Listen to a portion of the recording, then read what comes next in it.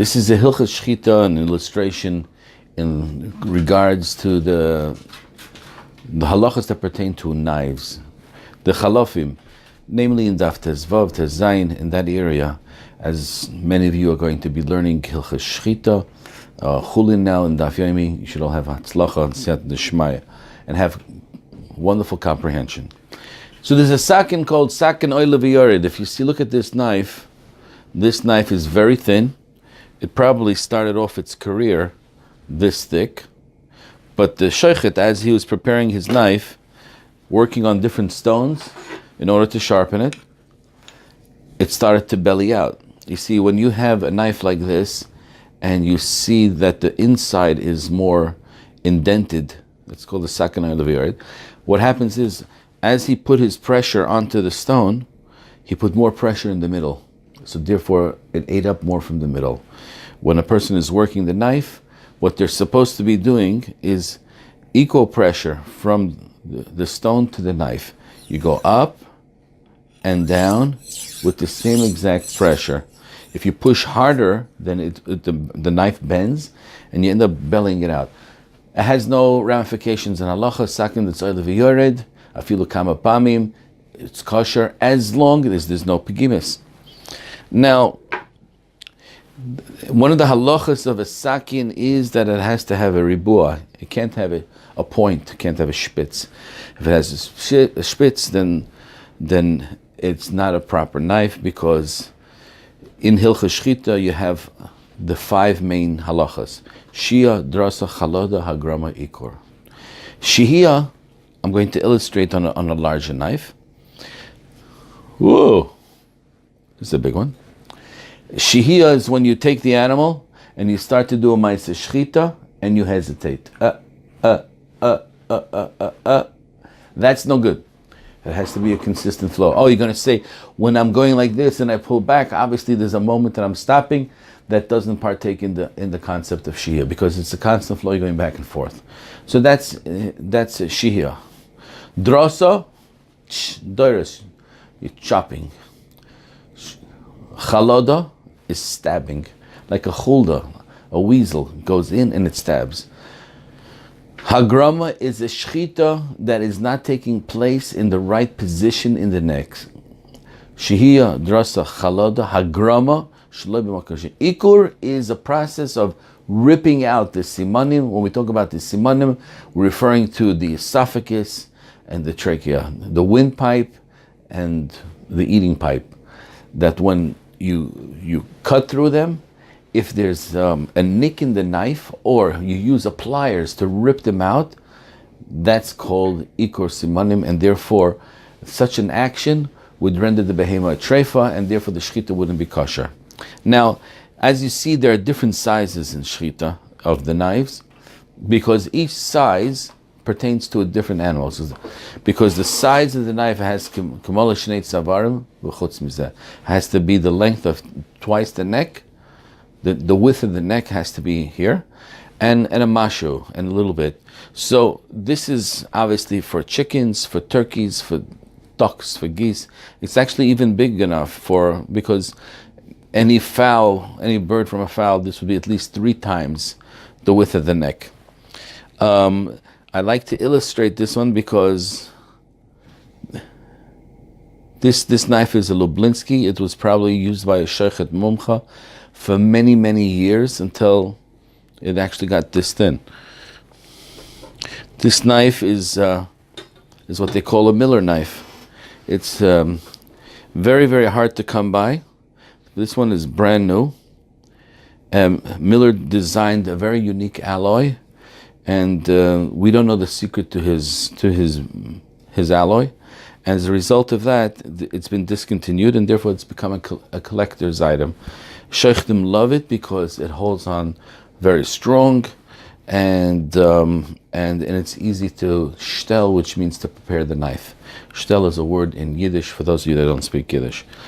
All right, so today we're doing some reverse engineering on Miller knives, and we've come out with a very interesting thing. There's something called a Rockwell, the hardness of the knife and the type of stainless steel. All right, so there's something called a 440 stainless steel, and then there's different levels of Rockwell. Once a knife or a piece of metal reaches above like a 58 Rockwell, then you can't use the contemporary stones that we have, or natural stones or synthetic stones, because it won't be able to bite into the knife and remove some of the metal. You'd have to go into what's called a diamond stone. The diamond stones, once you reach, so where the assessment of a Miller knives is that the hardness of the knife is 55, 54, 56, that type of Rockwell, and therefore it's workable on a stone, but it's hard enough that it will maintain its chud, its sharpness. Now, here's a knife for a behema gasa, a very large animal, a bull. You'd come in and shecht. This knife is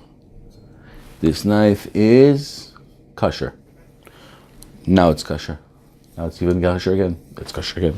This knife's kosher. It's glatt. You check it out bisra on your palm. You feel it. You feel it has a bite. But tufra, you check it on your nail. Why? Because you want to make sure there's no hargashas. When there's no hargashas on a bisra and tufra, then you know bisra is meat. So then when you shech the animal and you enter the meat, it doesn't feel anything.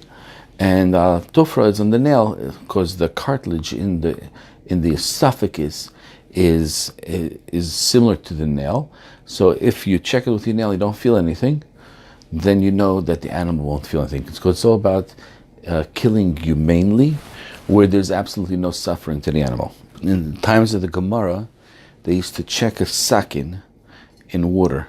And basically is, whenever you take something into water and you comb it through the water, it has a ripple effect. If there's a nekev, if there's a crack in the knife, so that ripple effect will now spiral out and be much bigger.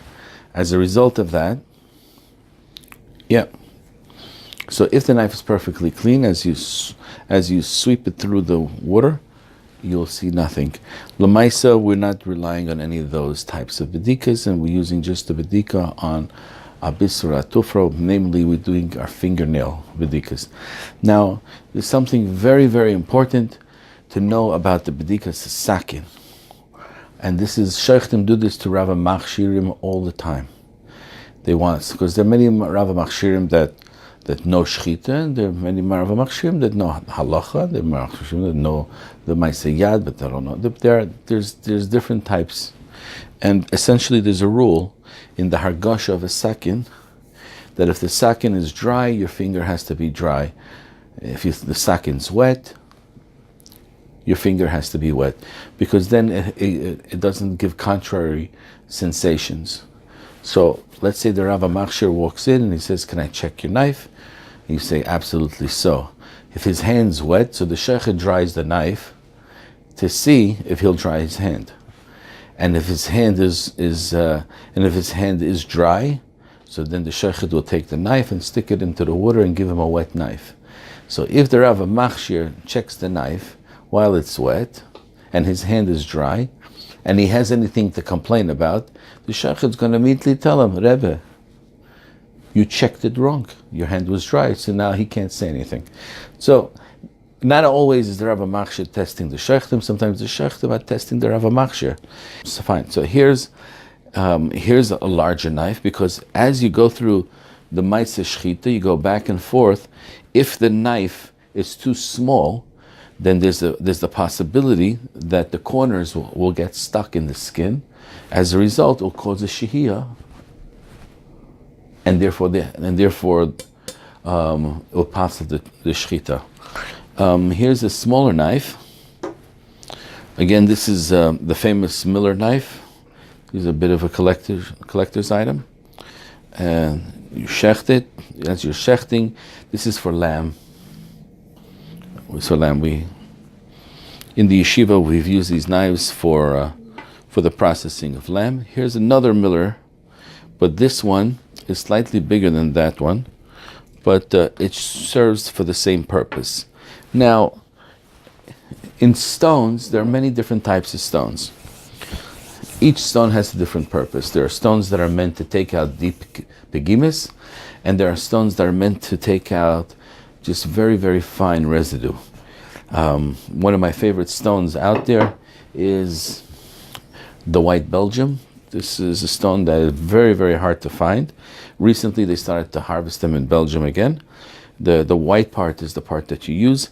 This is one of the most important stones because I believe it makes the sakin chad, chalak, and it can take out begimis. Whereas other stones can take out begimis, and then there are stones that make it very smooth.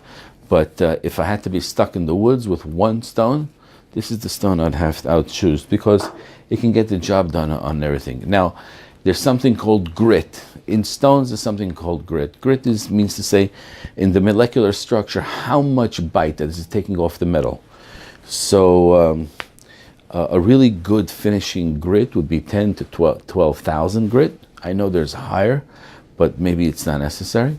And for begimis, the number actually drops, like a 6,000 grit.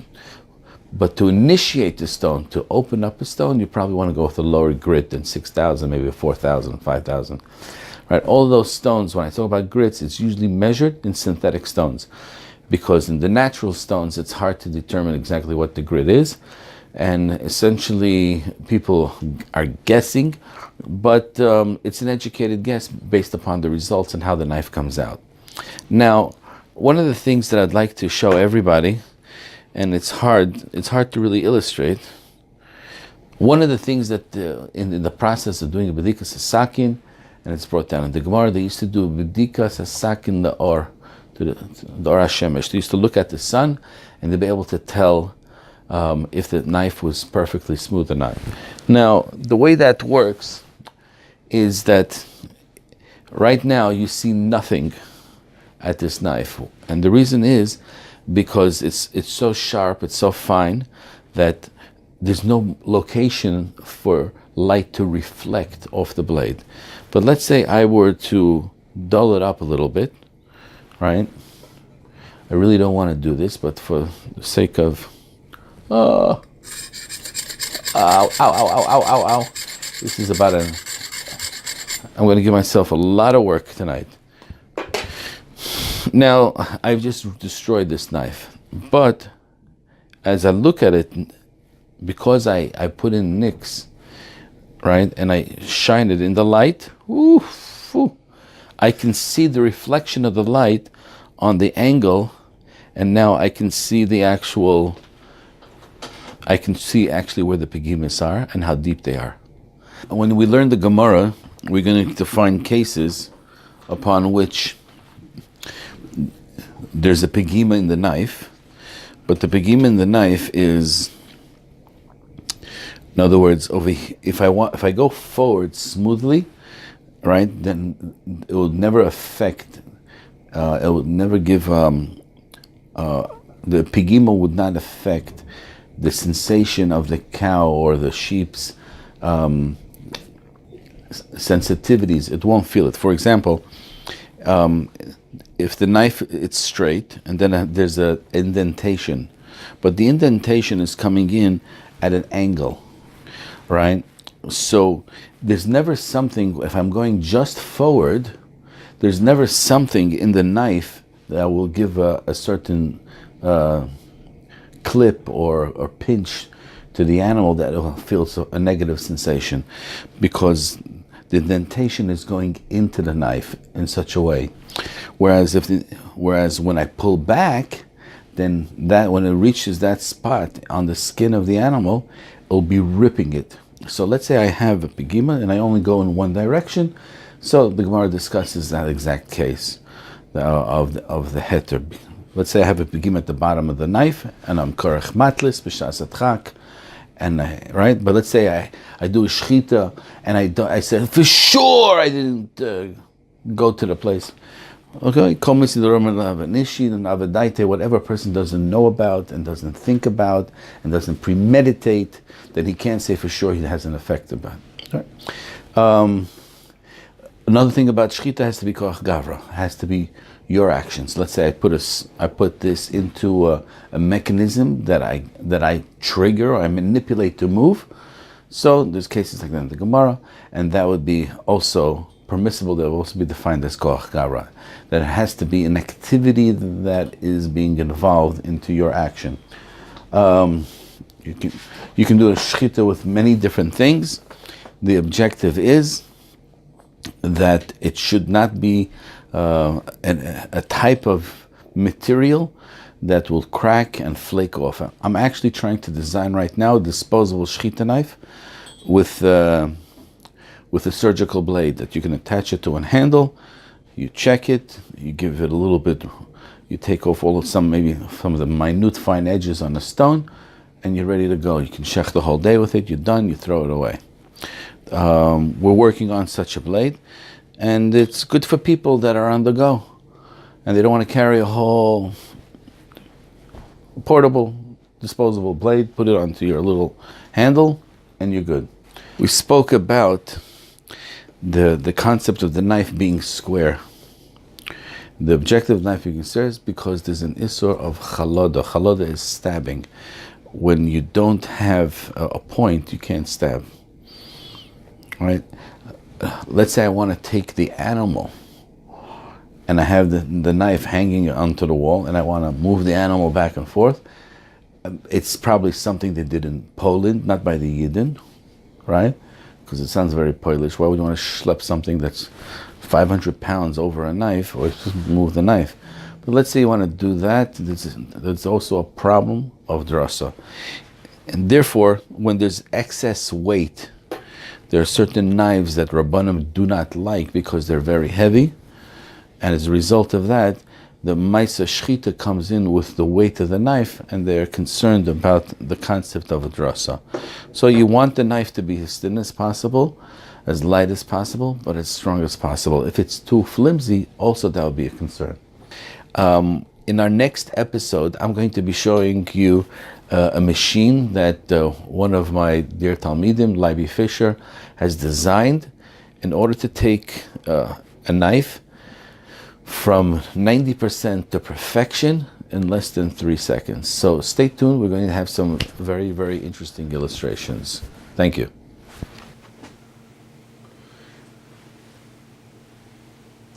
Right? Gemara talks about people used to check with their tongues. I don't recommend you do that at home, right? It could be very, very painful.